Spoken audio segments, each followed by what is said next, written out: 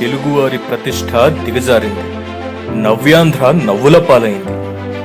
రాష్ట్ర విభజన తర్వాత నవ్యాంధ్ర కోలుకుంటుందా అన్నట్టుగా తెలుగువారి వైపు సానుభూతితో చూసిన వారంతా 2014లో చంద్రబాబు గారు ముఖ్యమంత్రిగా బాధ్యతలు చేపట్టి ఏపీని దేశంలోనే అగ్రగామి రాష్ట్రంగా తీర్చిదిద్దిన తీరును చూసి మెచ్చుకున్నారు.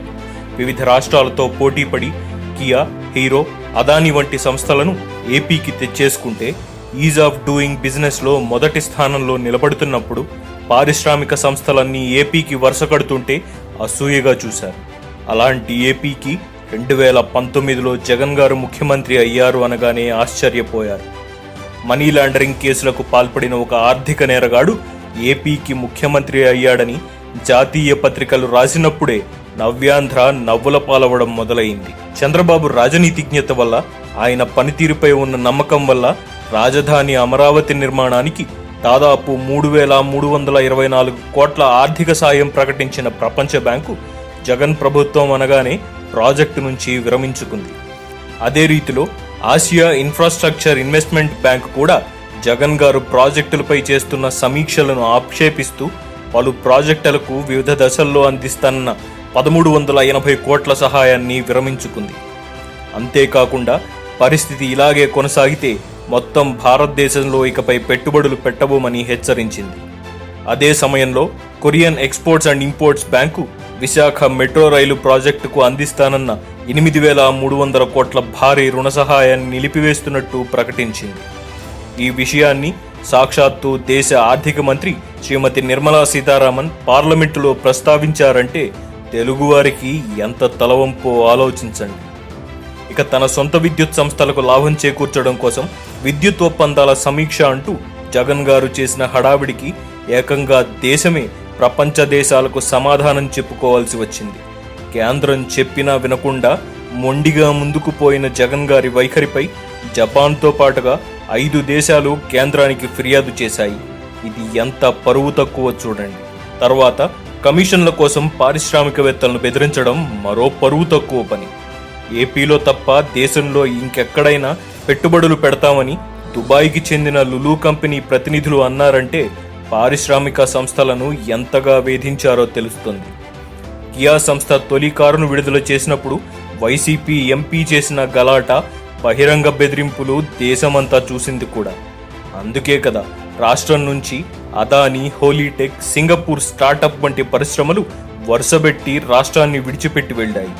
ఇదే అదనుగా ఆయా పరిశ్రమలను వేరే రాష్ట్రాలు ఎగరేసుకుపోతుంటే ఏపీకి ఎంత అవమానం. జూనియర్ నేషనల్ అథ్లెటిక్స్ క్రీడలు నిర్వహించే అవకాశం వస్తే క్రీడాకారులకు కనీస సౌకర్యాలు కూడా కల్పించలేకపోయింది ప్రభుత్వం. ఈ విషయమై వివిధ రాష్ట్రాల ఆటగాళ్లు ఏపీ ప్రభుత్వం గురించి తీవ్ర విమర్శలు చేశారు. తెలుగువారికి ఇంతకన్నా అవమానం ఏముంటుంది? విశాఖలో క్రీడా దినోత్సవం సందర్భంగా ఏర్పాటు చేసిన ప్రభుత్వ బ్యానర్లో సానియా మీర్జా పేరును పీటీ ఉష పేరుగా మార్చినప్పుడు దేశవ్యాప్తంగా తెలుగువారి క్రీడా పరిజ్ఞానంపై ఎంత నవ్వుకుని ఉంటారో ఊహించండి. జాతీయ జెండా రంగులు తీసి వైసీపీ రంగులు వేసినప్పుడు, గాంధీ విగ్రహానికి సైతం పార్టీ రంగులు వేసినప్పుడు తెలుగువారికి ఏమిటి ఉన్మాదం అనుకుంది దేశం. దేశంలోని అన్ని రాష్ట్రాల ముఖ్యమంత్రులు పెట్టుబడుల కోసం దావోస్కు వెళ్తే మన ఏపీ మంత్రులు లోకల్గా చీప్ పాలిటిక్స్ చేసుకుంటూ గడిపారు. అమెరికా అధ్యక్షుడు ట్రంప్తో విందుకు అన్ని పెద్ద రాష్ట్రాల సీఎంలకు ఆహ్వానం ఉన్నా జగన్ గారికి పిలుపు రాలేదంటే అర్థం ఏమిటి?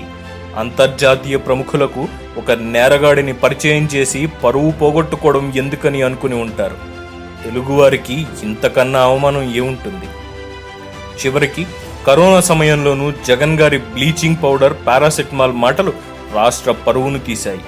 ఇవి చాలదన్నట్టు రోజా గారు ప్రజలతో పాదపూజ చేయించుకోవడం, వైసీపీ ఎమ్మెల్యే ట్రాక్టర్ ర్యాలీ ఇలాంటి పనులన్నీ మరింత పరువు తీశాయి. ఏపీలో రియల్ ఎస్టేట్పై సెటైర్లు వేస్తూ తెలంగాణ రియల్ ఎస్టేట్ వ్యాపారులకు ఇదే మంచి తరుణం అని తెలంగాణ మంత్రి హరీష్ రావు అన్నప్పుడు ఆంధ్రోళ్ల పరువు ఏమై ఉంటుంది? బీహార్ ఆఫ్ సౌత్ అంటూ జాతీయ మీడియా ఆంధ్రప్రదేశ్ని ఉచ్చరిస్తున్నప్పుడు తెలుగువారికి ఇంకేం గౌరవం ఉంటుంది?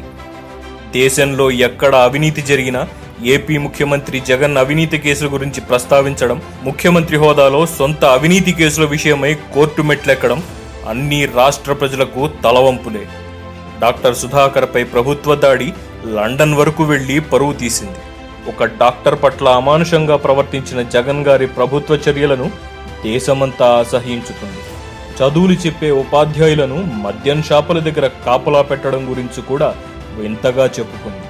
ఈ సంఘటనలు మొదలు జగన్ గారిని eraser, disruptor, Tughlaq, reverse CM, paracetamol CM అంటూ ఏపీ సీఎం విధానాలను జాతీయ మీడియా హేళన చేస్తుంటే, ఇప్పటికే ఆర్థిక నేరగాడిగా కేసులను ఎదుర్కొంటూ జైల్లో ఉండి వచ్చింది కాకుండా ఇప్పటికీ కోర్టు మెట్లు ఎక్కుతున్న జగన్ గారికి ఏమీ అనిపించకపోవచ్చు. కానీ తెలుగు ప్రజలు మాత్రం అవమానంతో సిగ్గుతో ముడుచుకుపోతున్నారు. ఏడాదిలోనే ఇంత నవ్వుల పాలయ్యామే అన్న బాధ ప్రతి ఆంధ్రుడిలోనూ కనిపిస్తోంది.